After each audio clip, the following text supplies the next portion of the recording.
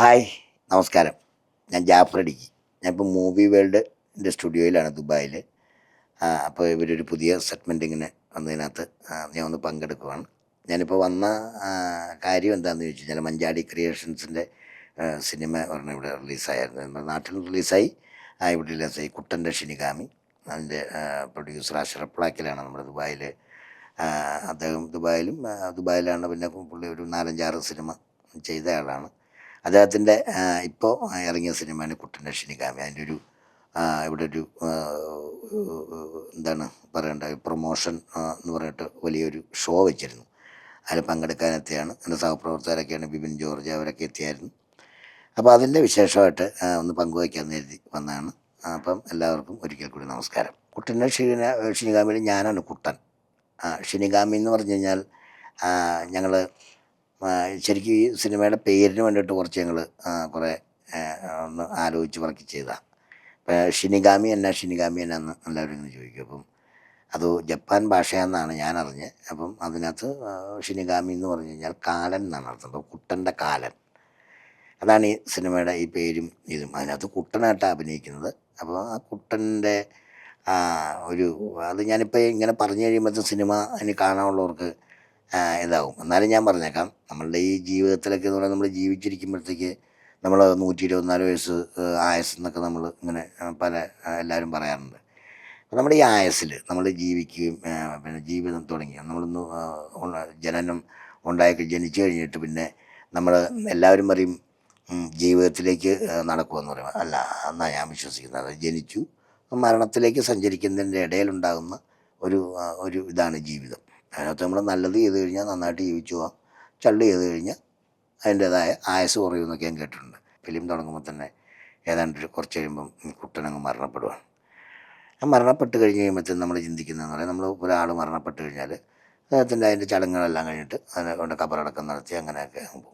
അപ്പോൾ നമ്മൾ ഈ അടിയന്തരം എന്നൊക്കെ പറയാറില്ലേ, നമ്മൾ ഈ ചാത്തം, അടിയന്തരം, കത്തം എന്നൊക്കെ പറയും. പല സമുദായത്തിൽ അങ്ങനെ പറയും.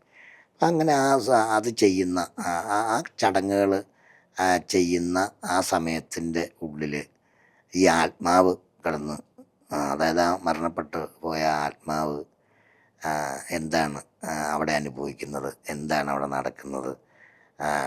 ഭാര്യയുണ്ട്, കുഞ്ഞുണ്ട്, നല്ല സുഹൃത്തുക്കളുണ്ട്, ആത്മസുഹൃത്തായിട്ട് അഭിനയിച്ചിരിക്കുന്നത് എൻ്റെ ഫ്രണ്ട് മറ്റേ അഷ്റഫ് ബ്ലാക്കിലാണ്. അപ്പോൾ അവിടെയാണ് നടക്കുന്ന എന്താണ് ഇയാൾ ഒരു ഇൻവെസ്റ്റിഗേഷനും കൂടെ ഈ സിനിമ. അതായത് ഇയാൾ മരണപ്പെട്ട് കഴിഞ്ഞിട്ട് ഇയാൾക്കറിയണം ഇയാളെങ്ങനെ മരിച്ചേ. അയാൾ അങ്ങനെ മരിക്കേണ്ട ഒരു ആരോഗ്യസ്ഥിതി കുറഞ്ഞ ആളോ ഒന്നുമല്ല, നല്ല പയറ് പോലെ നടന്ന ആളാണ്. അദ്ദേഹം മരിച്ചത് പുള്ളിക്ക് തന്നെ ഒരു സംശയം. അപ്പം ഈ മരിച്ച ആളെ ഈ കബറടക്കം നടത്തി അല്ലെങ്കിൽ ചിതയിലേക്ക് വെക്കുന്നതിന് ആ ഇടയ്ക്കുണ്ടാകുന്ന 10-15 മണിക്കൂറിനിടയ്ക്കുണ്ടാകുന്ന ആ ഇൻവെസ്റ്റിഗേഷനും പിന്നെ കുറേ നമുക്ക് വല്ലാതെ ചിന്തിക്കാൻ പറ്റിയ എന്താണ് മനുഷ്യൻ, ഒരാൾ മരണപ്പെട്ട് പോയി കഴിഞ്ഞാൽ പിന്നെ ആ സമൂഹത്തിലും വീട്ടിലും ഒക്കെ നടക്കുന്നതും ഒക്കെ ഇയാൾ കാണുന്ന ഒരു സംഭവമുണ്ട്. അങ്ങനെയൊക്കെയാണ് ഈ പടത്തിൻ്റെ ഒരു. അപ്പോൾ അത് കണ്ടാലേ ഉള്ളൂ മനസ്സിലാവുള്ളൂ. പക്ഷേ നമ്മളിത് മൊത്തം പറഞ്ഞു കഴിഞ്ഞാൽ സിനിമയുടെ ക്ലൈമാക്സ് പറഞ്ഞ് വരാൻ പറ്റിയല്ല. അപ്പം അത് കാണുമ്പോൾ നമുക്കങ്ങനെ ഒരു ടെൻഷൻ ഇങ്ങനെ പോയിക്കൊണ്ടിരിക്കും. അതാണ് ടെൻഷൻ. ഞാൻ ശരിക്കും ഒരു കലാകാരനായിട്ടൊന്നും അല്ല. എൻ്റെ വാപ്പയാണെങ്കിലും ഞാൻ കണ്ടിട്ടുണ്ട് ചെറുപ്രായത്തിൽ. എൻ്റെ ഞാനൊക്കെ ഉള്ള കാലഘട്ടത്തിൽ വള്ളിനിക്കറുള്ളൊരു കാലം. ഈ നിക്കറുമൊക്കെ ഇട്ട് ആ പ്രായത്തിലൊക്കെ അവിടെ ചെറിയ ക്ലബിൻ്റെ ഒക്കെ ചില വാർഷികങ്ങൾ വരും. അപ്പോൾ ആ വാർഷികമൊക്കെ വന്നു കഴിയുമ്പോഴത്തേക്ക് ആ നാട്ടിലുള്ള ഈ പല സ്ഥലങ്ങളിലുള്ള ഒത്തിരി അന്ന് ടാറിങ് വഴിയൊന്നുമല്ല, ചുമ്മാ ഈ തൊണ്ട്, പിന്നെ ഈ പിന്നെ ഒരു കല്ലേന്ന് ഒരു കല്ലേലേക്ക് പോയി ഇങ്ങനെ ജീപ്പൊക്കെയാണ്, കാറ് ഒന്നും വരാത്ത സ്ഥലത്ത് ഇങ്ങനെ ജീപ്പൊക്കെ കയറി അങ്ങനെയുള്ളൊരു സ്ഥലം. അവിടെയൊക്കെ എല്ലാവരും ഇങ്ങനെ ആ പരിപാടി നടക്കുമ്പോൾ അത് വർഷത്തിലൊരിക്കൽ ഏതെങ്കിലും ക്ലബിൻ്റെ പരിപാടി ഉണ്ടെങ്കിൽ ഇങ്ങനെ വരുന്നതാണ്. എൻ്റെ വീടിൻ്റെ അടുത്തുള്ള അമ്പലം അതായത് ശാസ്താവിൻ്റെ ഒരു അമ്പലമാണ്, വഞ്ചിക്കവല ധർമ്മശാസ്ത്ര ക്ഷേത്രം. അതിൻ്റെ അവിടെ ഒരു മകരവിളക്കെന്ന് പറഞ്ഞ പരിപാടിയുണ്ട്. മകരവിളക്ക് ഞാൻ എൻ്റെ മനസ്സിൽ മറക്കില്ല. കാര്യം വെച്ചാൽ മകരവിളക്കിൻ്റെ അന്നായിരുന്നു എൻ്റെ കല്യാണം. 1996 ജനുവരി 14. ഇപ്പം പിന്നെ ഈ കാലഘട്ടം മാറിയപ്പോൾ ഈ കഴിഞ്ഞ പ്രാവശ്യം വന്നുകൊണ്ടിരിക്കും ജനുവരി 15 മകരവിളക്ക് എന്ന് തോന്നുന്നു, എന്തോ ഒരു അവരുടെ എന്തോ ഇതിൻ്റെ വെച്ചിട്ട്. അപ്പോൾ ആ മകരവിളക്കിന് അവിടെ പിന്നെ ബാല ഉണ്ടാവും. ഈ ബാല ലാസ്റ്റായിരിക്കും, ബാല എന്ന് പറയുന്ന പ്രോഗ്രാം. അതിനു മുമ്പ് അവിടെ ഉള്ള ആൾക്കാരുടെ പ്രോഗ്രാമും എല്ലാം കാണാനായിട്ട് പായ്, തലയണ ഇതൊക്കെ ആയിട്ട് ഇങ്ങനെ ഒരു അമ്മച്ചിമാരും അച്ഛന്മാരും ഒക്കെ ആയിട്ട് മക്കളും മരുമക്കളെല്ലാം ആയിട്ട് കൂടും കുടുക്കയായിട്ട് എല്ലാവരും വന്ന് അവിടെ ഇരുന്ന് മൊത്തം കണ്ട് ഏതാണ്ട് ഒരു 3-4 മണിയാകുമ്പോഴത്തേനും പരിപാടി തീർന്ന് ചിലവരവിടെ കിടന്നുറങ്ങും, ചിലവർ പിന്നെ ഒരു 7 മണിയൊക്കെ ആകുമ്പോഴത്തേനും ഒരു പോരും ഉറക്കം അടിച്ച് അല്ലെങ്കിൽ പിന്നെ ബാലയിൽ പോകും. അങ്ങനെ ആ ഉള്ള കാലഘട്ടത്തിൽ എൻ്റെ നാട്ടിൽ ഞാൻ എൻ്റെ വിദ്യാഭ്യാസ കാലം നടന്നുകൊണ്ടിരിക്കുകയാണ്. ആ വിദ്യാഭ്യാസ കാലത്തിൽ എന്ന് പറഞ്ഞു കഴിഞ്ഞാൽ ഞാൻ SSLC 3 പ്രാവശ്യം തോറ്റത് പിന്നെ ലാസ്റ്റ് പറയാം. അപ്പം അങ്ങനെ SSLC അല്ല ഇപ്പം പറഞ്ഞാലേ കാര്യമുള്ളൂ. അതിനകത്ത് SSLC ആദ്യം എഴുതി 1993 94 എഴുതി, പിന്നെ 96 95 എഴുതി. അത് കഴിഞ്ഞിട്ട് പിന്നെ ഞാൻ രണ്ടും തോറ്റു കഴിഞ്ഞപ്പോഴത്തേക്ക് എൻ്റെ വാപ്പ തന്നെ അവിടെ മാവേലിക്കരക്കാരനൊരു രാഘവ് മാഷ് എന്ന് പറയുന്ന അദ്ദേഹത്തിൻ്റെ ഒരു സൗണ്ട് സിസ്റ്റം, മറ്റേ Vijaya sound, electronics, electrician, plumbing, wiring ഒക്കെ ഉള്ളൊരു സ്ഥലത്ത് കൊണ്ട് അത് പഠിപ്പിക്കാൻ എനിക്ക് അന്നേരം ഒരു ചുവയുണ്ടായിരുന്നു അതിന്. അങ്ങനെ ഒരു വീട്ടിലിരിക്കുന്ന പാടിക്കൊണ്ടിരിക്കുന്ന റേഡിയോ എടുക്കുക, ചുമ്മാ അതിൻ്റെ പുറകിലത്തെ 2 സ്ക്രൂ അടിക്കുക, അതിൻ്റെ അത് ഇത് മാറ്റിയിട്ട് അതിനകത്ത് സ്ക്രൂ ഡ്രൈവർ ഇട്ടിട്ട് ചുമ്മാ തിരിക്കുക പറിക്കുക അതൊക്കെ ചെയ്യും. ഇങ്ങനെ ഒരു പരിപാടിയൊക്കെ ചെയ്യും. അങ്ങനെ എന്തോ അതിനോടൊരു ചാല് കണ്ടപ്പോൾ പറഞ്ഞു അങ്ങനെ പഠിക്കാമെന്ന് പറഞ്ഞ് അങ്ങനെ പഠിക്കാൻ പോയി. അവിടെ നിന്ന് ഞാനിങ്ങനെ ഇലക്ട്രോണിക്സ് പഠിച്ച് ഞാൻ അതുകൊണ്ടായിരുന്നു എൻ്റെ ജീവിതമാർഗ്ഗമൊക്കെ കൊണ്ടുവരുന്നുണ്ട് ഇലക്ട്രോണിക്സിലും വയറിങ്ങിലും ഒക്കെ. അങ്ങനെ ഇരിക്കുന്ന കാലഘട്ടത്തിൽ ഞാനൊരു നയനാർ സർക്കാരിൻ്റെ കാലം, അത് നയനാർ സർക്കാർ ഭരിച്ചുകൊണ്ടിരിക്കുന്ന സമയത്ത് 15 വയസ്സ് തൊട്ട് 35 വയസ്സ് വരെയുള്ള ആൾക്കാർക്ക് ഈ ഉള്ളൊരു പ്രോഗ്രാമാണ് യുവജനമേള എന്ന് പറഞ്ഞൊരു പരിപാടി. അപ്പോൾ ഞാനും എൻ്റെ സഹോദരിയും ഇപ്പോൾ ഞാൻ പറഞ്ഞ വാപ്പ പണ്ട് ഈ ക്ലബിൻ്റെ പരിപാടിക്ക് വാപ്പ പാട്ട് പാടാൻ കേട്ടിട്ടുണ്ട്. അപ്പോൾ ഞങ്ങൾ മൊത്തത്തിൽ ചുമ്മാ അങ്ങോട്ട് മാറുമ്പോൾ ഒരു പാട്ടിന് ട്യൂണൊക്കെ ചെറുതായിട്ടൊരു താളവും കാര്യങ്ങളൊക്കെ ഉള്ളൊരു ഇതുണ്ട് എല്ലാവർക്കും. എൻ്റെ ചേട്ടനാണെങ്കിലും ശരി പെങ്ങന്മാരാണെങ്കിലും ശരി. എൻ്റെ പെങ്ങൾ നല്ലൊരു പാട്ടുകാരിയായിരുന്നു. അവളൊരു 10-14 കൊല്ലം മരണപ്പെട്ടു, എൻ്റെ ഇളയതായിരുന്നു. അപ്പോൾ അവൾ ഞാനും കൂടി ഇങ്ങനെ പാടാനായിട്ട് പല സ്ഥലങ്ങളിലൊക്കെ പോകും, ക്ലബിൻ്റെയൊക്കെ പരിപാടിക്ക്, തൊടുപുഴ, നെടുങ്കണ്ടം. അങ്ങനെ ഞാൻ എൻ്റെ പെങ്ങൾക്കും ഫസ്റ്റാണ്, എനിക്കും ഫസ്റ്റൊക്കെയാണ് കിട്ടാറുള്ളൂ, സെക്കൻഡൊന്നും അന്ന് കിട്ടിയിട്ടില്ല. അപ്പോൾ അങ്ങനെ ഒരു ദിവസം പോയി കഴിഞ്ഞപ്പോൾ ഞാൻ മാപ്പിളപ്പാട്ടാണ് ഞാൻ പാടുന്നത്. പെങ്ങളെല്ലാ പാട്ടും പാടും. അപ്പോൾ ഞാൻ മാപ്പിളപ്പാട്ട് ഇങ്ങനെ പോകുന്ന സമയത്ത് പ്രൗഢ ആർട്സ് ആൻഡ് സ്പോർട്സ് ക്ലബ്ബ് എന്ന് പറഞ്ഞൊരു ക്ലബ്ബുണ്ടായിരുന്നു ഞങ്ങൾക്ക് അവിടെ, സുഹൃത്തുക്കളുടെ. ആ ക്ലബ്ബിൽ നിന്ന് ഈ നെഹ്റു യുവ കേന്ദ്രയുടെ ഒരു മത്സരം നടന്നപ്പം രവീന്ദ്രൻ എന്ന് പറയുന്ന സാറ്, തൊടുപുഴക്കാരനാണ്, കോൺഗ്രസിൻ്റെ ഒരു നേതാവൊക്കെ ആയിരുന്നു. അദ്ദേഹത്തിന് നമ്മളെ താല്പര്യമുള്ളതായിരുന്നു. അപ്പോൾ ക്ലബ്ബിലൊക്കെ വരുന്ന സമയത്ത് ഇങ്ങനെ നെഹ്റു യുവേന്ദ്രയുടെ മത്സരം ഇങ്ങനെ ഉണ്ടെന്ന് പറഞ്ഞപ്പോഴത്തേക്ക് പെട്ടെന്ന് നമ്മൾ അതിൻ്റെ പാട്ടിനൊക്കെ പേര് കൊടുത്ത് ഞങ്ങൾ പോവുക. അപ്പോൾ അങ്ങനെ അതിൻ്റെ ആഴ്ചയിൽ അത് അടുത്ത ആഴ്ച പോകണം. അപ്പോൾ അത് വന്ന് പറഞ്ഞു ഇന്ന ദിവസം അതിൻ്റെ മത്സരം നടക്കണം. അപ്പം ആ ക്ലബ്ബിൽ വരാൻ പറ്റുന്ന ആൾക്കാർ, നമ്മുടെ ക്ലബ്ബ് എല്ലാ ക്ലബ്ബുകളിൽ നിന്നുള്ളവരൊക്കെ വെച്ചിട്ട് ഞങ്ങളൊരു മത്സരമാണ് തൊടുപുഴ ടൗൺ ഹാൾ വെച്ചിട്ടാണ്. അപ്പോൾ ആ മത്സരത്തിന് പോകുന്ന ആ സമയം ഞാൻ എൻ്റെ വീട്ടിൽ തന്നെ ഞാൻ വേറെ എൻ്റെ ഒരു കസിൻ്റെ ഒരു ഷോപ്പിലാണ് ഞാൻ അങ്ങനെ വർക്ക് ചെയ്തുകൊണ്ടിരിക്കുന്നത്. അപ്പോൾ വീട്ടിലും റേഡിയോ, TV, മിക്സി, ഫാന് അതുപോലത്തെ സാധനങ്ങളൊക്കെ എന്നാൽ ചെറിയൊരു സെറ്റപ്പ് ഉണ്ടാക്കി വയ്ക്കുമല്ലോ നമുക്ക്, ആരെങ്കിലും അയലോക്കക്കാരോ അവിടെ നാട്ടുകാരൊക്കെ തന്നെ. അങ്ങനെ ഇതൊക്കെ നന്നായിക്കൊണ്ടിരിക്കുന്ന സമയത്ത് എൻ്റെ കൂടെ പഠിച്ച ബിജു, ഇപ്പോൾ അദ്ദേഹം സൗദിയിൽ എന്തോ ജോലി ചെയ്യാം. ഈ ബിജുവിൻ്റെ ഒരു കസിൻ മിമിക്രി ആർട്ടിസ്റ്റാണ്, മിമിക്രിക്കാരനാണെന്നൊക്കെ ഇങ്ങനെ പറഞ്ഞിങ്ങനെ ഇവനെ അറിഞ്ഞിട്ടുണ്ട്. അപ്പോൾ അവൻ പറയുമ്പോൾ ഭയങ്കരമായിട്ടാണ് പറയുന്നത്, എൻ്റെ ചേട്ടനോ എൻ്റെ അണ്ണനാന്നൊക്കെ പറഞ്ഞിട്ട്. അങ്ങനെ ആ കാലഘട്ടം കൂടെ അല്ലേ. അപ്പോൾ അങ്ങനെ ഞാനിങ്ങനെ റേഡിയോ നന്നായിക്കൊണ്ടിരിക്കുന്ന സമയത്ത് ശരിക്കും ഒരു ലുങ്കി മുണ്ടും ഒരു ഷർട്ടൊക്കെ ഇട്ടിട്ട് ഈ എൻ്റെ കൂട്ടുകാരൻ ബിജുവിൻ്റെ കൂടെ ഒരാൾ എൻ്റെ അടുത്തൊരു കെൽട്രോൺ റേഡിയോ, ആ റേഡിയോയുടെ പ്രത്യേകത എന്ന് പറഞ്ഞു കഴിഞ്ഞാൽ ഒരു കുഞ്ഞ് റേഡിയോ ആണ്, ഇങ്ങനെ ഷോൾഡറിൽ ഇങ്ങനെ തൂക്കിയിട്ട് കൊണ്ടു നടക്കുന്ന റേഡിയോ. അപ്പോൾ ആ റേഡിയോ ആയിട്ട് നന്നാക്കാൻ വന്നപ്പോൾ എനിക്ക് അദ്ദേഹം നിൽക്കുന്ന കണ്ടപ്പോൾ പുള്ളി നിൽക്കുമ്പോൾ എനിക്ക് അദ്ദേഹത്തിന് മനസ്സിലായില്ല. അപ്പോൾ പുള്ളി ബിജു എന്നോട് പറഞ്ഞു, ഇതാ ആളെ അറിയോ, ഇതാ എൻ്റെ ചേട്ടൻ മിമിക്രിക്കാരൻ. അതുകൊണ്ട് ഞാൻ പെട്ടെന്ന് അദ്ദേഹത്തിന് ശരിക്കും ശ്രദ്ധിച്ചപ്പം അദ്ദേഹം അവതരിപ്പിച്ച മിമിക്രിയുടെ കാസറ്റ് എൻ്റെ ഇവിടെ ഈ ടേപ്പ് റെക്കോർഡിനടുത്ത് കിടക്കുക. ഓസ്കാർ എന്ന് പറയുന്ന മാളച്ചേട്ടൻ എൻ്റെ ഒരു കുറേ കാലം നടത്തിയൊരു ട്രൂപ്പാണ് മാള രവീന്ദ്രൻ. അപ്പോൾ അദ്ദേഹം ഈ റേഡിയോ ഇത് ഞാൻ നോക്കി, അദ്ദേഹത്തിൻ്റെ നേരെ നോക്കി ഇങ്ങനെ കുറേ ഇരുന്ന്. അപ്പോൾ എനിക്ക് അപ്പോൾ എനിക്ക് അത് വല്ലാതെ കഴിഞ്ഞിട്ട് ഞാൻ നോക്കിയപ്പോൾ ഒരു ചെറിയൊരു നോട്ട് 1 കപ്പാസിറ്റർ 25 പൈസ വിലയുള്ളൂ വന്നു. അത്ര ഇല്ല അതിന്. ആ സാധനം എടുത്ത് തണുപ്പ് കയറുമ്പോൾ ഉണ്ടാകുന്നൊരു സംഭവം. അത് എന്നിട്ട് നേരെ കട്ട് ചെയ്ത് കൊടുത്ത്, അന്നത്തെ കാലത്ത് എനിക്കൊരു 10-15 രൂപ മേടിക്കാം. ഞാൻ അപ്പോൾ ഇദ്ദേഹത്തിനോട് ചെറിയൊരു ആരാധന കൊടുത്തിട്ട് ഞാൻ നേരെ ഈ കാസറ്റിലേക്ക് നോക്കിയിട്ട് പറഞ്ഞു, പൈസ വേണ്ട കേട്ടോ എന്ന് പറഞ്ഞു. അപ്പോൾ അവർ നിർബന്ധിച്ചു. ബിജുവിൻ്റെ ഇതിൽ പൊക്കടാ എന്ന് പറഞ്ഞിട്ട് അയാൾ അങ്ങനെ രാജൻ ഇടുക്കി എന്നാണ് അദ്ദേഹത്തിൻ്റെ പേര്, രാജൻ ഇടുക്കി. അതായത് ഇപ്പോൾ ഡബ്ബിങ് ഒക്കെ ആയിട്ട് അങ്ങനെ നിൽക്കുകയാണ്, പിന്നെ പ്രോഗ്രാമും കാര്യങ്ങളൊക്കെ ആയിട്ട് നിൽക്കുകയാണ്. അപ്പോൾ അദ്ദേഹം അന്നേരം എന്നോട് പറഞ്ഞു ഇങ്ങനെ. അന്നേരം പുള്ളി വീട്ടിലേക്ക് ഒരു നിത്യ സന്ദർശകനായി.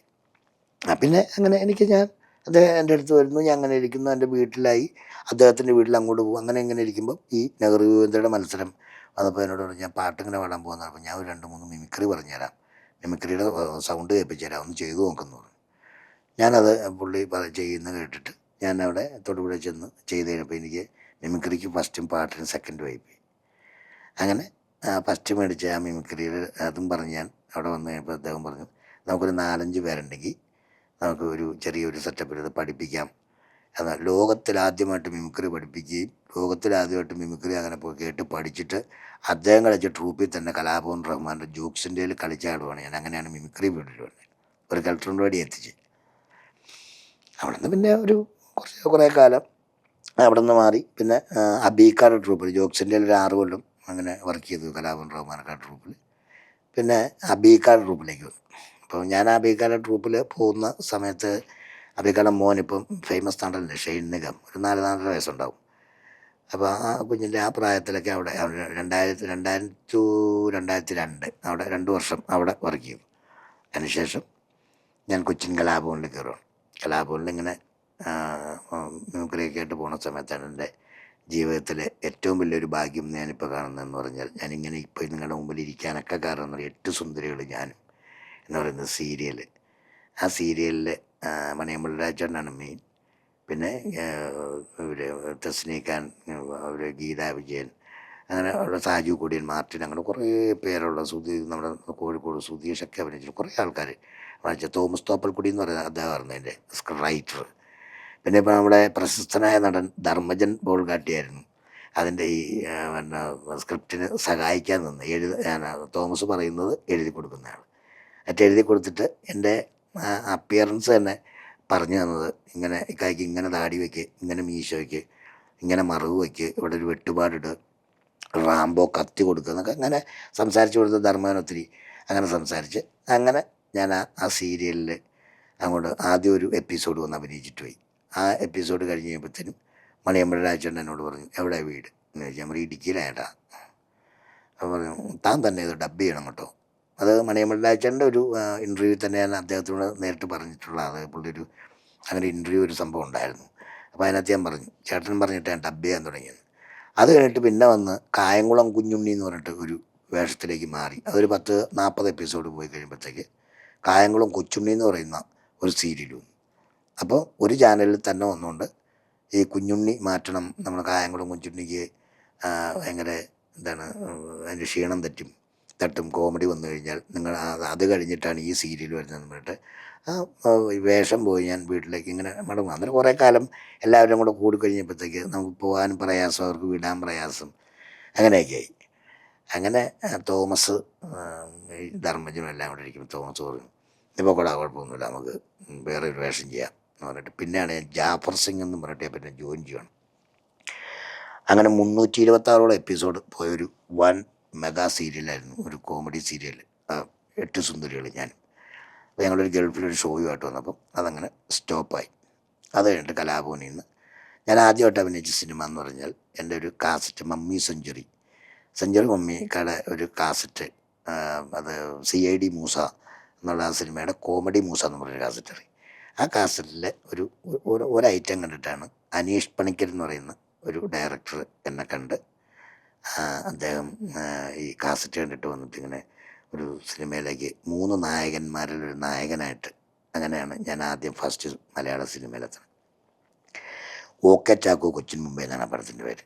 തിലകഞ്ചേട്ടൻ തന്നെ സെൻട്രൽ ക്യാരക്ടർ, പിന്നെ തൗഫീഖ് എന്ന് പറഞ്ഞൊരാൾ മെയിൻ ഒരു നടൻ, ഇപ്പുറത്ത് അശോക്, ഞാൻ പിന്നെ ഒരു കോമഡി, 3 പേര് 2 പേരുടെ ഇടയ്ക്ക് ഒരു കോമഡി സ്റ്റാറാണല്ലോ. അപ്പോൾ അങ്ങനെ ഒരു 3 അങ്ങനെയാണ് വന്നത്. അത് കിരൺ ടി വിയിലും സൂര്യ ടി വിയിലും വന്നുള്ളൂ. അത് റിലീസായില്ല. അത് 2002 ഫിലിം.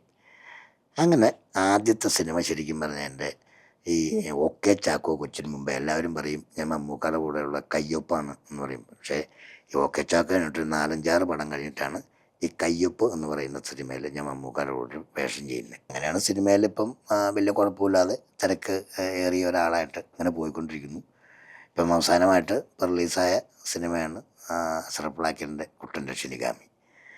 അതിന് ഇടയ്ക്കുള്ള സിനിമയും കാര്യങ്ങളൊക്കെ അറിയാം, എല്ലാവരും കണ്ടിട്ടുണ്ട്. ഇനിയിപ്പോൾ ഒരു 10-12 പടത്തോളം ഇറങ്ങാനിരിപ്പുണ്ട്, എല്ലാവർക്കും കഴിഞ്ഞിരിക്കും. ഈ കോമഡി എന്നാ ട്രൂപ്പിലൊക്കെ പോയിക്കൊണ്ടിരുന്ന സമയത്ത് അന്നത്തെ കോമഡിയും അതുപോലെ തന്നെ ഇന്നും കോമഡി കളിക്കുന്നതിൽ ഇപ്പം ശരിക്കും ആക്ഷേപഹാസ്യമാണ് മിമിക്രി ഈ സ്കിറ്റൊക്കെ കളിക്കുന്നത്, ഡ്രാമ പോലെയല്ലല്ലോ. അപ്പം ആ ആക്ഷേപഹാസ്യത്തിൽ ഇപ്പോൾ ഇച്ചിരി ആക്ഷേപം കൂടിപ്പോകുന്നുണ്ട്. മറ്റുള്ളവർക്കൊക്കെ ബുദ്ധിമുട്ടുണ്ടാക്കുന്ന രീതിയിലൊക്കെ ചില സാധനങ്ങളൊക്കെ ഇങ്ങനെ പറയും. അത് പണ്ടത്തെ കാലത്ത് അന്നത്തെ കാലത്തെന്ന് പറഞ്ഞു കഴിഞ്ഞാൽ നമ്മൾ ചെയ്യുന്നവർക്കൊരു മര്യാദയില്ലേ, നമുക്ക് ചെയ്യുന്ന ആൾക്കാർക്കൊരു മര്യാദ ഉണ്ട്, കേൾക്കുന്നവർക്ക്.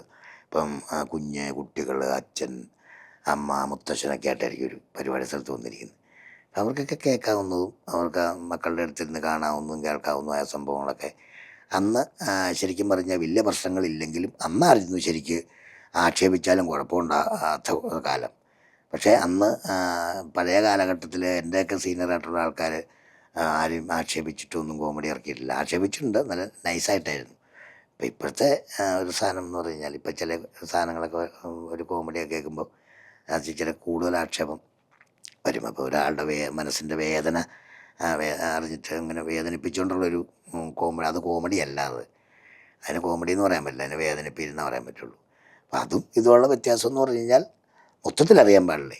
അതിനൊരു ഒറ്റ ഉത്തരം പറയുന്നതെന്ന് പറഞ്ഞു കഴിഞ്ഞാൽ എനിക്കതിന് കിട്ടിയത് എന്നാന്ന് വെച്ച് കഴിഞ്ഞാൽ ഇന്ന് കുട്ടികൾ, ചെറുപ്പക്കാർ, പിള്ളേർ അന്നത്തെ അന്ന് സ്കൂളിൽ പോയി കഴിയുമ്പോഴത്തേനും സാറ് അടിക്കും. ആ സാറ് എന്തെങ്കിലും ക്വസ്റ്റ്യൻ ചെയ്തില്ലെങ്കിൽ പഠിച്ചുകൊണ്ട് വന്നില്ലെങ്കിൽ ചൂരൽ എന്ന് പറഞ്ഞൊരു വടിയൊക്കെ ഉണ്ട്, അതിന് ഇങ്ങനെ അടിക്കും. ചില സാറന്മാർ അടിക്കുന്നതിന് വേദന ഉണ്ടാവില്ല, ചില സാറന്മാർ അടിക്കുന്നതിന് വേദന ഉണ്ടാവും.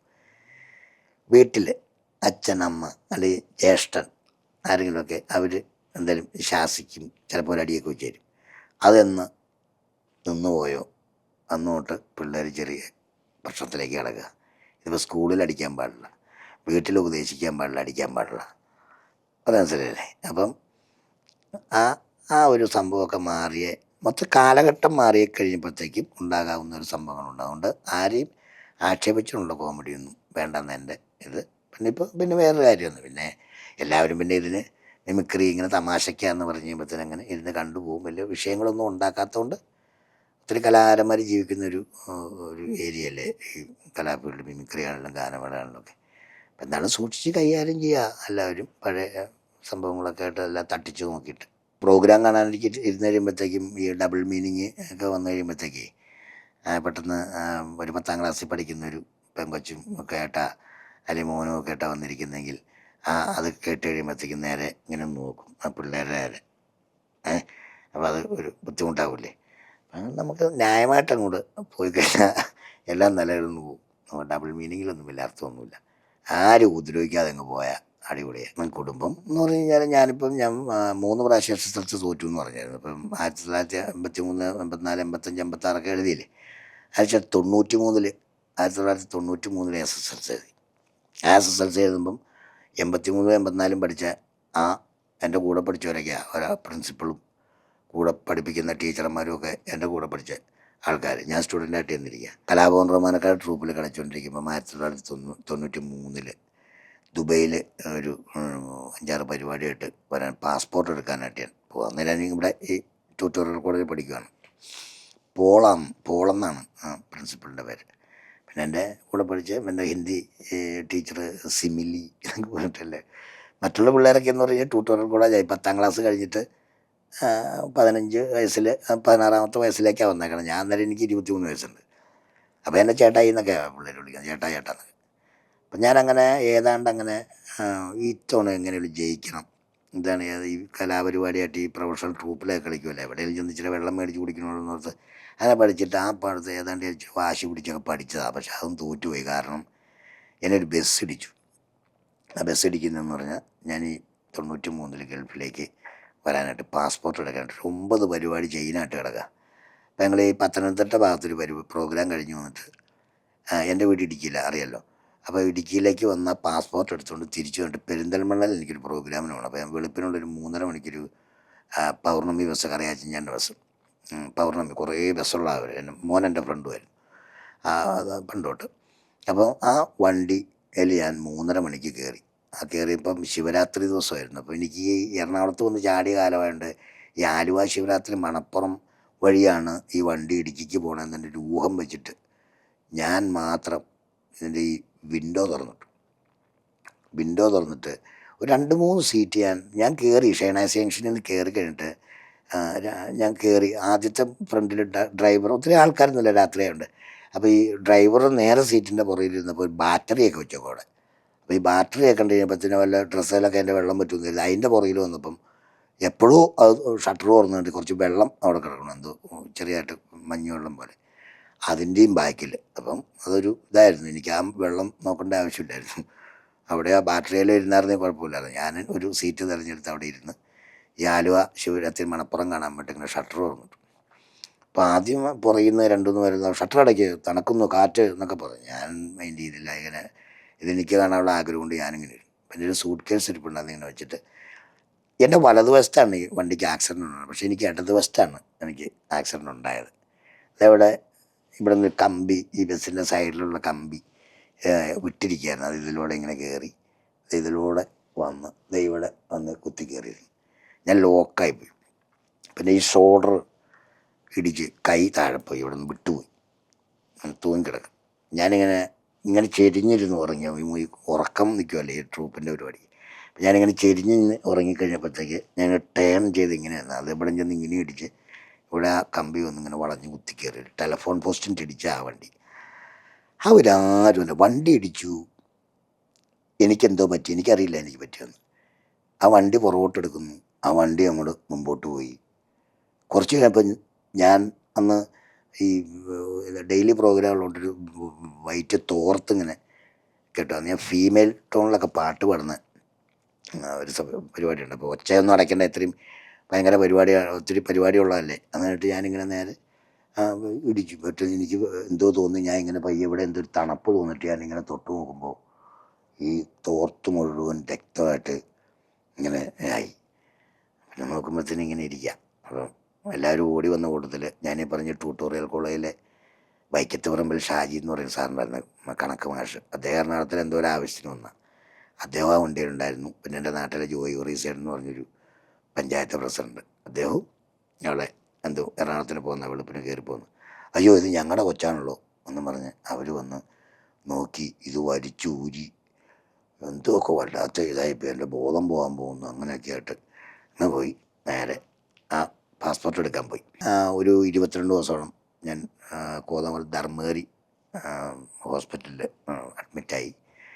അതെല്ലാം കഴിഞ്ഞ് SSLC പരീക്ഷയുടെ ഇതിൻ്റെ തലേ ദിവസം, അതായത് 2 ദിവസം മുമ്പ് ഞാൻ വീട്ടിൽ ചെന്ന് കയറി. ഞാൻ നേരെ SSLC എഴുതാൻ പോയി. അത് ഞാൻ 8 തലയിൽ പൊട്ടി. അങ്ങനെ ഇനി എഴുതി കഴിഞ്ഞ് കഴിഞ്ഞാൽ ആരിലും വഴക്കൂറില്ലെന്ന് എഴുതി എഴുതാനും പോയില്ല, ഒന്നുമായില്ല. പിന്നെ 26 വയസ്സിലാണ് നമ്മുടെ വിവാഹം. അതിന് ഇടയിൽ പ്രണയം കാര്യങ്ങളൊന്നും എൻ്റെ ജീവിതത്തിൽ പ്രണയിച്ചിട്ടൊന്നുമില്ല. അന്നത്തെ കാലത്തെന്ന് പറഞ്ഞാൽ ഒരു 5ാം ക്ലാസ്സിൽ ഒക്കെ പഠിക്കുന്ന സമയത്ത് തന്നെ സ്വന്തമായിട്ട് കുഞ്ഞു കുഞ്ഞു പണികൾ അയൽവക്കത്തൊക്കെ ഒരു നേഴ്സറി ഉണ്ടായിരുന്നു. ഞാനിപ്പോൾ അത് എല്ലാ ഇൻ്റർവ്യൂവിലും ഞാൻ പറയും. കാരണം വെച്ചാൽ ഞാൻ ഒരു 8-9 വയസ്സുള്ള സമയത്ത് എനിക്കൊരു 10-40 വയസ്സൊക്കെ 2-3 രൂപയൊക്കെ ഞാൻ കൂലി ചെയ്യുമായിരുന്നു. എനിക്ക് കൂലി കിട്ടുമായിരുന്നു.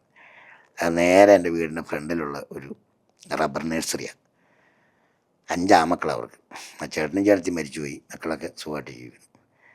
അപ്പോൾ അദ്ദേഹം തന്നെ ഒരു പാട്ടയിൽ ഈ ടാറിൻ്റെ പാട്ട നിവർത്തിട്ട് അതിൽ ഈ മറ്റേ ചകിരിയുടെ ചെറിയ തൊണ്ടെടുത്തിട്ട് ഇങ്ങനെ വെള്ള പെയിൻറ്റിന് എഴുതി വെച്ചൊരു ബോർഡ്, പാണ്ടിയൽ റബ്ബർ നഴ്സറി വാഴത്തോപ്പടിക്ക് റബ്ബർ ബോർഡ് അംഗീകൃതമുള്ള ഏറ്റവും കൂടിയ ഇനം ബഡ് റബ്ബർ തൈകൾ 66 105 66 118 GTI പാൽക്കുളം കോണൽ തൈകൾ തെങ്ങിൻ തൈകൾ ജാതി കറുവ മുതലായവ ഉത്തരവാദിത്വത്തോട് വിൽക്കപ്പെടും. വർക്കി കുര്യൻ പാണ്ഡ്യൻ. ആ റബ്ബർ നഴ്സറിയിലേക്ക് ഈ റബ്ബർ കുരു പോകാനായിട്ട് ഈ റോഡുകൾ ഞാൻ പറഞ്ഞു വന്ന് ഞങ്ങളുടെ നാട്ടിലൊക്കെ അന്ന് കൂപ്പുവഴികളാണ്. അപ്പോൾ ഈ മഴവെള്ളം വന്നിട്ട് ചെറിയ കുഴികളിൽ കൂടെ ഒക്കെ മണൽ വരും. അത് ഞങ്ങൾ ഈ മുരിക്കിൻ്റെ ചക്രം വെട്ടിയ വണ്ടിയിൽ ഇങ്ങനെ വണ്ടിയിൽ ഇങ്ങനെ വാരി പാട്ടയിൽ കൊണ്ടുവന്ന് അത് കൂട്ടിയിട്ടിട്ട് പാട്ടക്കണക്കിന് അളന്ന് അവിടെ കൊടുക്കും. കൊടുത്ത് കഴിയുമ്പോൾ ഒരു പാട്ടയ്ക്ക് 40 പൈസ വെച്ചിട്ട് അങ്ങനെ ഒരു 5-6 പാട്ട ഉണ്ടെങ്കിൽ അങ്ങനെ 3-4 രൂപ കിട്ടും. ആ 3-4 രൂപ കൊണ്ട് ആഴ്ചയിൽ ഒരു സിനിമയ്ക്ക് പോകും. ഞാനും എൻ്റെ മരണപ്പെട്ടു പോയ സഹോദരിയും എൻ്റെ ചേട്ടനും അങ്ങനെ എല്ലാ ആഴ്ചയും സിനിമ കണ്ട് ഈ പെങ്ങളുടെ എല്ലാവരും ചോദിക്കുന്ന സംഭവമാണ്. ഇപ്പോൾ 20 കൊല്ലമായിട്ട് സിനിമ കാണാത്തന്നെ അഭിനയിക്കുന്നുള്ളൂ അല്ലേ ഉള്ളൂ, സിനിമ കാണുന്നില്ലല്ലോ എന്നൊരു ചോദ്യം എപ്പോഴും ചോദിക്കുന്നുണ്ട്. ഞാൻ വേറെ ചാനലിൽ കൊടുത്തിട്ടുണ്ട് ഇൻ്റർവ്യൂ, എങ്കിൽ പോലും ഞാൻ സിനിമ കാണാറില്ല. എല്ലാവരും ക്ഷമിക്കണം. ഞാൻ അത് എൻ്റെ ഒരു അവസ്ഥ ഞാൻ പറയുകയാണ്. എൻ്റെ ആ പെങ്ങളുടെ വിവാഹം ഒക്കെ ആയിക്കഴിഞ്ഞപ്പോഴത്തേക്കും ഞങ്ങളുടെ കോമ്പോ അത് അങ്ങ് വിട്ടു. ഇപ്പം ഞങ്ങൾ 3 പേരും ഇപ്പം അവൾ മരണപ്പെട്ടു പോയി. ചേട്ടൻ കാണുള്ള സിനിമ, ഞാനും കാണുള്ള സിനിമ, അങ്ങനെ ഇരിക്കുന്ന. അപ്പോൾ തിയേറ്ററിൽ കയറി സിനിമ കാണില്ലെന്ന് ഞാൻ പറഞ്ഞിട്ടുള്ളൂ. എനിക്കിഷ്ടമുള്ള സിനിമകൾ ഞാൻ TV യിൽ ഇങ്ങനെയാണ്. അങ്ങനെ ഏതാണ്ട് 26 വയസ്സിൽ എൻ്റെ വിവാഹം. ഞാൻ ഒറ്റ ഒരാളെ പെണ്ണ് കണ്ടുള്ളൂ. അതെൻ്റെ ഇപ്പോൾ എൻ്റെ കൂടെയുള്ള വൈഫാണ്. 26 വയസ്സിൽ അങ്ങനെ 25 വയസ്സിൽ ഞാൻ മോതിരം ഇട്ടു, എനിക്ക് വാച്ച് കെട്ടി. 26-ാമത്തെ വയസ്സിൽ കല്യാണം. എനിക്ക് എൻ്റെ ഭാര്യ, എൻ്റെ ഉമ്മ ഇപ്പോൾ ഈ അടുത്ത ഓണം വരുമ്പോൾ 3 കൊല്ലമായി മരണപ്പെട്ടു പോയിട്ട്. വാപ്പ ഉണ്ട്, ഒരു 90 വയസ്സിന് മുകളിലുണ്ട്. പിന്നെ എൻ്റെ മോൾക്ക് 2 മക്കൾ. ഇപ്പോൾ ഒരു കുഞ്ഞാവയുണ്ടായി, 50 ദിവസമായി. മൂത്തത് 3.5 വയസ്സുള്ളൊരു മോളാണ്. 2 മോളുകളാണ്. പിന്നെ എൻ്റെ മരുമോൻ, പിന്നെ എൻ്റെ മോൻ ഇപ്പം ചെറിയ വിദ്യാഭ്യാസം നടന്നുകൊണ്ടിരിക്കുക, 10-23 വയസ്സായുള്ളൂ. അപ്പം അങ്ങനെയാണ് എൻ്റെ കുടുംബജീവിതത്തിലേക്ക് വന്ന് ആ സാഹചര്യം അത്രയാണ്. ഞങ്ങൾ വലിയ കുഴപ്പമില്ലാതെ ദൈവം സഹായിച്ച് നന്നായിട്ട് പോകും. ടീച്ചർ കഴിയട്ടെ.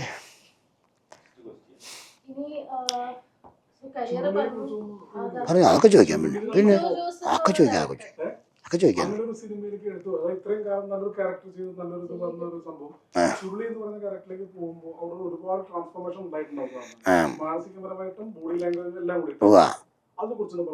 അത് ശരിക്കും പറഞ്ഞാൽ ജല്ലിക്കെട്ട് എന്ന് പറയുന്ന സിനിമയിൽ എന്നെ അദ്ദേഹം വിളിച്ചു കഴിഞ്ഞിട്ട് അതിനകത്തൊരു 3.5 മിനിറ്റുള്ള ഒറ്റ ഷോട്ടുണ്ട്. അത് പിന്നെ ക്യാമറ DOP പിന്നെ അദ്ദേഹത്തിൻ്റെ ഹരീഷിൻ്റെ അറിയാൻ പാടില്ലേ. അപ്പം അദ്ദേഹത്തെ അങ്ങനെ ചെന്ന് ലിജോ സാറ് ചെന്നിട്ട് ഇങ്ങനെ കാണിച്ചു തന്നു. എൻ്റെ പോലെ അടുക്കളയിൽ നിന്ന് ഇങ്ങനെ അങ്ങനെ അപ്പോൾ ഒരു 2-3 പ്രാവശ്യം ഇങ്ങനെയാണ് ഞാൻ റൂട്ടാക്കി എടുത്തൊരു 3.5 മിനിറ്റ് സിനിമ കാണുമ്പം അറിയാൻ പറ്റും. അത് വല്ലാത്തൊരു സംഭവം അത്. അപ്പോൾ അതിനകത്ത് ഞാൻ ശരിക്കും പറഞ്ഞാൽ അവിടെ ചെന്ന് ഇദ്ദേഹം കാണിക്കാനായിട്ട് ഞാൻ ഇട്ടേച്ച് പോയാലോ എന്ന് ആലോചിച്ചു ആദ്യം. അങ്ങനെ ചെയ്യാൻ പറ്റുമോ? അദ്ദേഹത്തിന് ഞാൻ ഇങ്ങനെ കുറേ നോക്കി സാറേ ഒന്നുകൂടെ ഒന്ന് പറയാമെന്ന് ചോദിച്ചിട്ടുണ്ടാവും 3. അങ്ങനെ അദ്ദേഹം അടുക്കളയിൽ പോയി അവിടെ നിന്ന് ഇങ്ങനെ ഒരു കാര്യം ചെയ്തൊക്കെ അവിടെ നിന്നിട്ട് ഇവിടെ വന്നിട്ട് ലൈൻ കൊണ്ടിട്ട് ജനൽ തുറന്ന് നോക്കി അവിടെ പറഞ്ഞിട്ട് അവിടെ ചെന്നിട്ട് ആ മോളെ ഒന്ന് ശ്രദ്ധിച്ചിട്ട് പിന്നെ ഗോണിയുടെ അടി വന്നിട്ട് ഒരു പെഗ് അടിച്ച് അങ്ങോട്ട് ഇറങ്ങി വന്നിട്ട് ഇവിടെ എൻ്റെ ഓർഡർ കൊടുത്താൽ മതി, അത്രേ ഉള്ളൂ, വേറെ ഒന്നുമില്ലാന്ന് പറഞ്ഞ് എനിക്കൊരു എനർജിയും വന്നു. ഞാൻ അദ്ദേഹത്തെ ശരിക്കും അനുകരിക്കുക പ്രത്യേകിച്ചത്. ആ പടം നല്ലൊരു ഗംഭീര ഒരു വേഷം തന്ന അദ്ദേഹം ചുരുളി എന്ന് പറയുന്ന സിനിമ ചെയ്യുമ്പോൾ എനിക്ക് അതിനകത്ത് ഒരു ഇച്ചിരി വലിയ വേഷമാണ്, വലിയ വേഷം. അപ്പോൾ അതിനകത്ത് പിന്നെ സ്ക്രിപ്റ്റ് കാര്യങ്ങളൊന്നും എനിക്ക് കണ്ടതായിട്ട് ഓർക്കാനുള്ള കാര്യം വെച്ചാൽ പറഞ്ഞു തരുമായിരുന്നു കൂടുതലും. അപ്പോൾ അദ്ദേഹം ഇങ്ങനെ പറഞ്ഞു. അപ്പോൾ അതിനകത്ത് ചില ഈ പറഞ്ഞ പോലെ അറിയാലോ ചുരുളിയുടെ കാര്യം. അപ്പോൾ അതിനകത്ത് ഒരു കാടാണ് എൻ്റെ വീടിൻ്റെ തൊട്ടടുത്ത ആ ലൊക്കേഷൻ. എൻ്റെ വീട്ടിൽ നിന്ന് 20 മിനിറ്റ് ലൊക്കേഷനിലേക്കുള്ളൂ. അപ്പോൾ ഈയിടെ ഒരു ട്രോൾ ഇറങ്ങി, ചുരുളിയുടെ സെറ്റ് ജാഫ്രിഡിക്ക് മേടിച്ചു. ചുരുളിയുടെ സെറ്റ് ഞാൻ മേടിച്ചില്ല. ചുരുളിയിൽ ഒരു തടിയുടെ മുകളിലിരുന്നൊരു തല്ലുന്നുണ്ട്, അങ്ങനെ തല്ലി ചാടിക്കുന്നത് അവിടെ മത്സരമാണ് പണ്ടത്തെ. ആ പോർഷൻ നടന്നതിൻ്റെ അതിൻ്റെ മുകളിൽ വെച്ച ഒരു ഏരിയ ഒരു ഏക്കർ മിച്ചം സ്ഥലം ഞാൻ മേടിച്ചാൽ അത് ട്രോളായി. എന്തായിക്കോട്ടെ, എന്താണെങ്കിലും ഞാൻ മേടിച്ചാൽ എൻ്റെ മോൻ്റെ പേരിലാണ് മേടിച്ചത്. അപ്പോൾ ചുരുളിയിൽ അങ്ങനെയുണ്ട്. പിന്നെ അദ്ദേഹം ഇങ്ങനെ പറയും, അത് അവിടെ പറ ഇവിടെ പറ ഇങ്ങനെ പറഞ്ഞേരെ അങ്ങനെ പറഞ്ഞുതരാം പറഞ്ഞു തരും. പറഞ്ഞു തരുന്നു അങ്ങനെ അങ്ങോട്ട് ചെയ്തു. ഇങ്ങനെ ആ പടം ജീവിതം മനസ്സിൽ നിന്ന് പോകില്ല. കാരണം വെച്ചാൽ ആ സ്ക്രിപ്റ്റ് ബേസിൽ അങ്ങ് പോയ പടമല്ല. എന്ന് വെച്ചാൽ അദ്ദേഹം അദ്ദേഹം പറഞ്ഞു കൊടുത്ത എല്ലാം ചെയ്തു. അപ്പം അതിനകത്ത് അറിയാൻ പാടില്ല ഏറ്റവും കൂടുതൽ ഹെഡ്സെറ്റ് വിറ്റ ഒരു പടമാണ് ചുരുളി. പിന്നെ ജല്ലിക്കെട്ടിലെ DOP ഗിരീഷ് സാറായിരുന്നു. മറ്റേ ഗിംബലൊക്കെ വെച്ചിട്ട് ആ 3.5 മണിക്കൂർ അല്ല 3.5 മിനിറ്റ് എൻ്റെ പുറകെ അദ്ദേഹം പിന്നെ ആരും തൊടിയിക്കില്ല, അടുത്തൊന്നും പിടിക്കാൻ പറ്റില്ല, അദ്ദേഹം തന്നെ അങ്ങനെ പിടിക്കുള്ളൂ. അങ്ങനെ പിടിച്ച് അങ്ങനെ കൊണ്ടുപോയി അങ്ങനെ ചെയ്യും. ഒക്കെ സഹായമാണ് ആ പടത്തിനകത്ത് എനിക്ക് ഒത്തിരി. അങ്ങനെ ഞാൻ അതിശയിച്ചു പോയിട്ടുണ്ട് വേറെ ഒരു പടത്തിനകത്ത്. പടവട്ടം എന്ന് പറയുന്ന പടമാണെന്ന് തോന്നുന്നു. അല്ല, ജിന്നെന്ന് പറയുന്ന പടം. അതിനകത്ത് ഞാൻ അദ്ദേഹത്തിൻ്റെ വർക്ക് കണ്ടിട്ട് എനിക്ക് തലയ്ക്ക് ഇതായിപ്പോയി, വല്ലാത്തൊരു. പിന്നെ വർക്ക് ചെയ്തിട്ടുള്ള DOPകളൊക്കെ ഓരോരുത്തരും, ക്യാമറാമാന്മാരൊക്കെ ഓരോരുത്തരും ഒരേ വ്യത്യസ്ത കഴിവുകളാണ്. പിന്നെ നീലകണ്ഠൻ സാറ്, ചുരുളിയുടെ ക്യാമറാമാൻ, അദ്ദേഹത്തിൻ്റെ കൂടെ എന്ന് പറഞ്ഞാൽ അദ്ദേഹം ക്യാമറ എടുത്ത് തോളയിൽ വെച്ചാൽ പിന്നെ പടത്തിൻ്റെ ഏത് ചുവയുള്ള പടമാണെങ്കിൽ അത് വെച്ചിട്ട് ഞാൻ ചുരുളിയിൽ കണ്ട അതങ്ങനെ പോവും. ലിജോ സാറും പോവും, അമ്പാട്ട് സാറും പോവും. ഇങ്ങനെ അല്ല നീലാണ്ട സാറും ഇങ്ങനെ നീലാണ്ട സാറും ഇങ്ങനെ പോണ വഴിക്ക് ഒരു പാറ്റയോ ഒരു പഴുതാരയോ ഒരു എട്ടുകാലിയോ അല്ലെങ്കിൽ ഇങ്ങനെ കൂട്ടിയിരിക്കുന്ന ആ സാധനം എന്തെങ്കിലും അത് ഒരു മരത്തിൻ്റെ പൊത്തോ അങ്ങനെയൊക്കെ വെച്ച് അതെല്ലാ പടത്തിലുണ്ട്. അപ്പം പ്ലാൻ ചെയ്തിരിക്കുന്ന ഒരു സാധനമല്ല. ആ റണ്ണിങ്ങിൽ അങ്ങോട്ട് ആ ലൊക്കേഷനിലേക്ക് റൺ ചെയ്യുമ്പോൾ തന്നെ ക്യാമറയിൽ അതും ഇതും ഒക്കെ പകർത്തുന്ന അതന്നെയല്ല. അദ്ദേഹത്തിൻ്റെ കൂടെ ഒക്കെ വർക്ക് ചെയ്യാനായിട്ട് തമ്പുരാനെ ഇത് ഭാഗ്യം. എനിക്കൊക്കെ ഒരു വലിയ ഭാഗ്യമായിട്ട് ഞാൻ കാണും. അത്രയൊരു നല്ലൊരു സ്നേഹിച്ചുകൊണ്ട് നമുക്ക് മനസ്സമാനം കിട്ടും. ഒരു സിനിമയിൽ ചെന്ന് കഴിഞ്ഞാൽ ഡയറക്ടർ സൈഡിൽ നിന്നും ക്യാമറ സൈഡിൽ നിന്നും ഒക്കെ നമുക്കൊരു നല്ല മനസ്സമാനം കിട്ടിക്കഴിഞ്ഞാൽ നമ്മൾ എല്ലാവരും അവർ. പിന്നെ വേറൊരു കാര്യമുണ്ട്, പണ്ടത്തെ സിനിമയും ഇന്നത്തെ സിനിമയും തമ്മിലുള്ള ചെറിയ വ്യത്യാസത്തിൽ ചെറിയൊരു സംഭവമുണ്ട്. കാരണം വെച്ചാൽ അന്ന് ഫിലിമിലായിരുന്നു പടം. ഞാൻ ഒരു 10-35 പടം ഫിലിമിൽ ചെയ്തതാണ്. അപ്പോൾ ഇപ്പോൾ ഈ മാച്ച് പിടിക്കുന്ന ക്യാമറ വന്നു കഴിയുമ്പോഴത്തേക്കും അതൊരു സീരിയസ്നെസ് ഇച്ചിരി കുറഞ്ഞോ, മൊത്തത്തിൽ ഒരു ഉത്തരവാദിത്തം എന്നൊക്കെ പറയുന്നു. അത് തെറ്റിയാൽ പിന്നെ പിടിച്ചോളൂല്ലോ എന്നുള്ളൊരു ചിന്താഗതിയൊക്കെ. അന്നൊന്ന് തെറ്റി രണ്ടാമത്തെ തെറ്റെന്ന് പറഞ്ഞാൽ വീട്ടിൽ ചെന്നിരിക്കേണ്ടി വരും, വേറെ ആർട്ടിസ്റ്റ് വരും. അപ്പോൾ ഒരു സീരിയസ്നെസ് ഇച്ചിരി കുറഞ്ഞു ക്യാമറ മാറിയപ്പം. അപ്പം ഞാൻ പറയുന്നതെന്ന് പറഞ്ഞാൽ ഏത് ജോലിയാണേലും എന്ത് കാര്യമുണ്ടെന്ന് എൻ്റെ സിനിമാ സിനിമാ ലോകം കൂട്ടാരെ നമ്മൾ എന്ത് ജോലിയാണെങ്കിലും ഒരു ധർമ്മം എടുത്ത് ജീവിക്കുന്ന ഒരാളാണെങ്കിലും ശരി, അതിനകത്തൊരു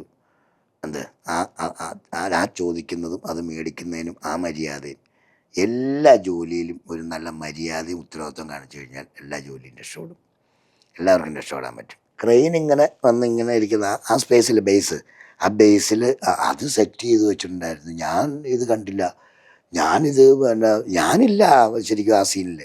ഞാൻ മാറി നിന്ന് ഞാൻ ഗിരീഷ് സാറിൻ്റെ ഒട്ടുപുറത്തെ ഷൂട്ടിലേക്ക് ഒരു വീടിൻ്റെ അവിടെ നിന്ന് ഇങ്ങനെ ജിന്ന് സിനിമ കാണുമ്പോൾ തന്നെ കാണാറിയാം, ഇങ്ങനെ വന്ന് ആ ഗേറ്റ് കിടന്ന് ഇങ്ങോട്ട് വന്ന് പുറത്തേക്ക് വന്നിട്ട് ഞാൻ ഗിരീഷ് സാറിനെ കാണാനാ.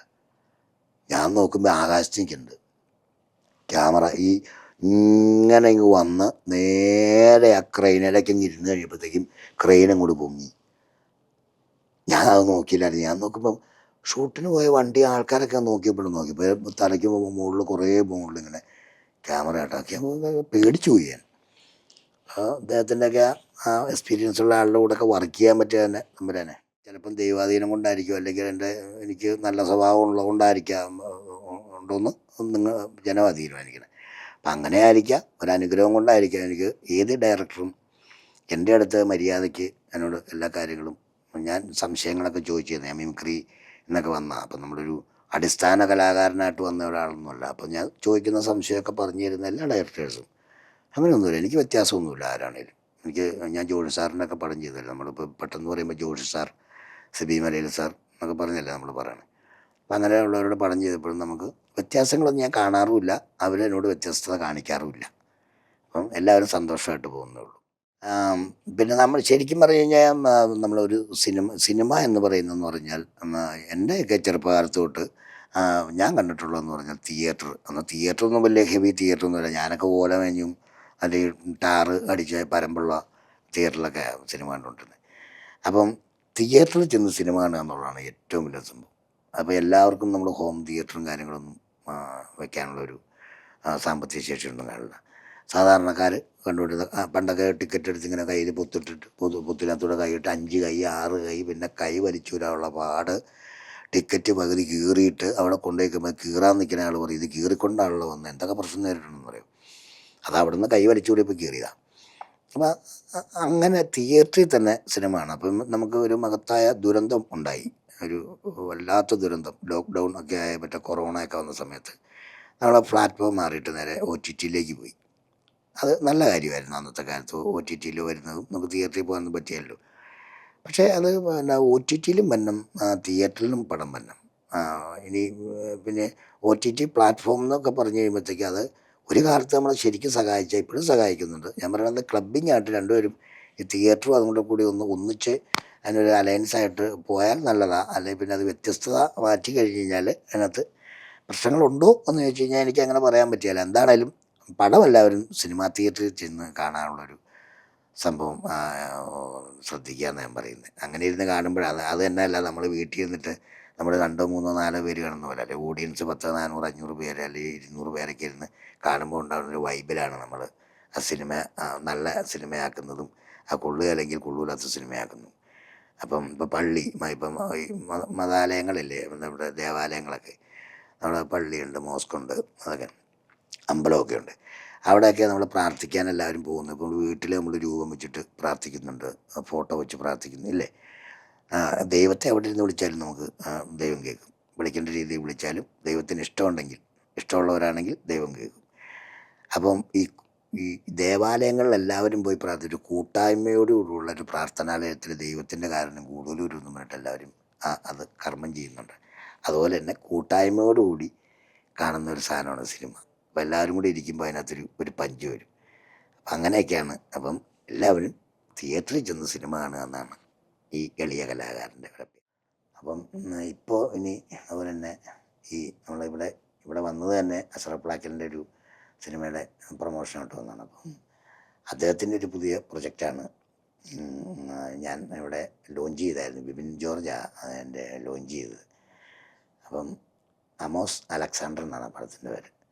അതിനകത്ത് ഒരു ഭാരിച്ച ഒരു വേഷമാണ് ചെയ്യാൻ പോകുന്നത്. അപ്പോൾ എല്ലാവരുടെ അനുഗ്രഹവും കാര്യങ്ങളും ഒക്കെ ഉണ്ടെങ്കിൽ, എല്ലാവരും ഉണ്ട്, അങ്ങനെ ഉണ്ട്. അപ്പോൾ ദൈവാധീനം ഞാൻ പ്രാർത്ഥിക്കും, നിങ്ങളും എനിക്ക് വേണ്ടി പ്രാർത്ഥിക്കണം, എല്ലാം വിജയിക്കാൻ വേണ്ടി പ്രാർത്ഥിക്കണം.